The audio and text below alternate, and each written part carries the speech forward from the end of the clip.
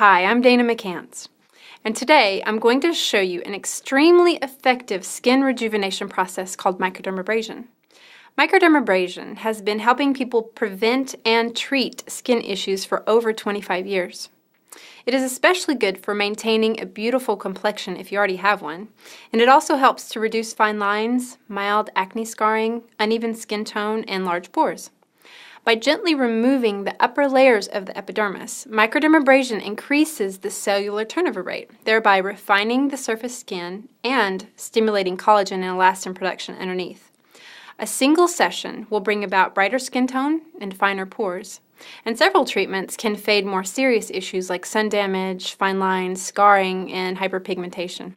So today, to help demonstrate how easy and effective microdermabrasion is, we have Abby here, who's eager to try it for the first time. Hi, Abby. Hi, Dana. Thanks for coming and trying out our product today. Thank you. Why don't you tell us what you're looking to address with microdermabrasion? Well, I was hoping to reduce some fine lines and just generally improve the tone and texture of my skin. Good, because that's precisely what microdermabrasion is really good for. So let's get started. One of the first things you want to do, of course, is clean your skin, which Abby has already done. One thing you want to be sure to do is leave a little bit of water, leave it a little damp. You don't want to dry it completely with a towel after you've done it. And since she's dry now, we want to go ahead and add a little bit of water. Okay, that's probably perfect. And you just want to put a little bit, let's do the forehead first. Just put a little bit in the forehead and just start working that in there. Perfect. Yeah, so that should take care of pretty much your whole forehead. So go ahead and spread that onto like a thin consistency. That's just about right. Why don't you show them that? See, we want to see a thin white film, not too thick and not to where you can't really see the whiteness of it. So that's really perfect. So you're going to want to move this in circles. No need to press. You're just going to move it around in circles, one direction, and then reverse it and do the other. Perfect. And while you're getting going on that, I wanted to address really quickly some of the confusion surrounding microdermabrasion. There is a lot, and rightfully so. The problem is that the FDA never regulated the term microdermabrasion, which means anything in a jar can be sold and be called microdermabrasion legally, even if it doesn't perform the process. So many people go out and they purchase an at-home microdermabrasion system, they bring it home, they're excited, they try it, and it doesn't work. And so then they assume that all at-home microdermabrasion treatments don't work either. But that's not the case. If you have the proper crystal, you will get the treatment that's genuine. And in fact, there have been quite a few case studies that have proven that manual microdermabrasion is absolutely as effective as a machined version if you do use that proper crystal, which is where Microdermics comes in. Microdermics uses only fused corundum crystal, and that's a medical grade corundum crystal. Corundum crystal is second on the Mohs scale of hardness next to the diamond. It's what rubies and sapphires are made of. It's really, really important that you get the hardness of that crystal as well as the micron size and the shape of this particular fused crystal to get the treatment that we're looking for. Speaking of progress, let's see how we're coming along with Abby. How's it looking? How's it feel? It feels good. It feels like it's getting a little dry. Okay, that's a really good point to bring that up because I'll just keep rubbing that in there though, because a lot of people make the mistake of removing the product once it feels a little dry, and that's not what you want to do because actually that's when the microdermabrasion process is just getting going. So it's really important to keep it going along at that point. So just keep moving that both directions and, get that going there. And it should do something very unique here in just a moment, which none of the other at-home microdermabrasions do, which is it's going to actually ball up and fall away. I want to go ahead and catch some of that dead skin just to show everyone kind of what this is. So why don't you just, oh, there we go.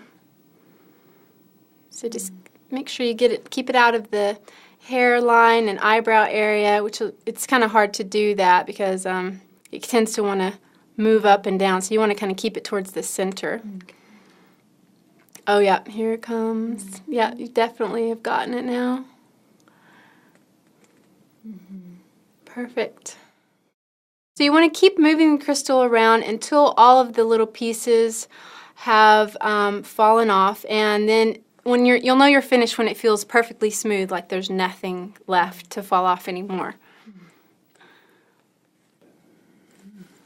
Great. Perfect. This is exactly what you want. So you can see here the mixture of the dead skin and the crystals that have clumped up and fallen off, and this is exactly what you want to see. This is what makes microdermics unlike any other at-home microdermabrasion treatment. None of the other ones actually show you the results. So now we're going to repeat that same process on all other sections of your skin. So what I do to expedite the process, I'll use 2 hands, perhaps the temple area, then the cheeks until it balls up, and then the nose, and then the chin. And you want to do all the sections before you rinse. Okay, so let's go ahead and get started on that. And use a good amount. I usually use my ring finger on the eye area because it's such a delicate area. You don't want to push at all. It's kind of a good idea to kind of go against the grain of any wrinkles, so to speak. That will help to lessen them. And you want to kind of keep it maybe just on one finger if you can, and just kind of move it back and forth in circular motion, just like that. Yeah, there you go. And you can get right up to underneath the lashes, actually. Okay. Yeah. You just don't want to press it. It's a delicate area, but it will do the same thing with the skin balling up and falling away. You will see perfect. Yeah, just keep moving it around. Now you're going to go ahead and rinse. So you're going to want to use the tepid water and go ahead and get all the crystals off of the skin. Some of them get into the eyebrows and the hairline area. Sometimes it's a good time to take a shower right after a treatment. That way you can get them all out easily. And this is where you're really going to be able to feel what the microdermabrasion treatment has done to the surface of your skin. How does it feel, Abby? Incredibly soft, incredibly smooth. Right, great. So you're going to want to apply a very thin layer of the step 2 all over your face. That's good. Okay. Probably twice that amount on each side. Okay. It's a really good opportunity to feed your skin after a microdermabrasion treatment. After microdermabrasion, the skin is open. So it's a really good time to feed it nutrient-dense creams, antioxidants. It just takes the skin rejuvenation process that much further. So how does that step 2 feel? It feels very fresh and dewy and a little warm. That's good. That means you got a good treatment. It is normal for your face to be a little rosy. Most everyone feels really dewy after a treatment, but the redness usually goes away from 5 to 20, 25 minutes depending on your skin type. So that concludes our video today. I hope you have enjoyed it and that you have a better understanding of how microdermabrasion works and how an at-home microdermabrasion can help you have more beautiful and radiant skin.